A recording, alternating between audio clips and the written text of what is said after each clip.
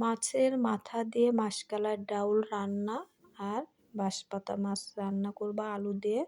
আসসালামু আলাইকুম, কেমন আছেন? আমি ভালো আছি আলহামদুলিল্লাহ। প্রথমে মাথা আর মাছটা ধুয়ে নিলাম, তারপরে তেল দিয়ে পেঁয়াজ মরিচ লাল করে এই যে বাটা মশলা দিয়ে দিলাম, আদা রসুন পেঁয়াজ জিরা বাটা, পানি দিয়ে সামান্য পানি দিয়ে কষায়ে নিলাম, লবণ দিলাম, হলুদের গুঁড়া ধনিয়ার গুঁড়া দিয়ে দিলাম, সামান্য শুকনা মরিচের গুঁড়া দিয়ে দিলাম। তারপর ভালো করে কষিয়ে নিলাম।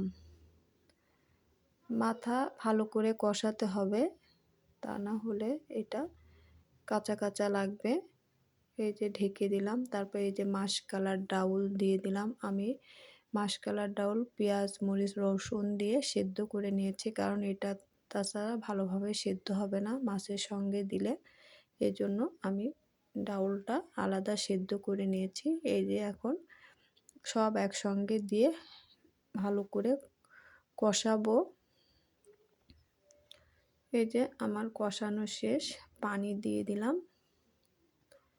পানি দিয়ে এই যে রান্না হয়ে গেল। আমি নামানোর আগে জিরা পেঁয়াজ ভাজনা করে দিয়েছি। এই যে আমার রান্না শেষ। আল্লাহ হাফেজ।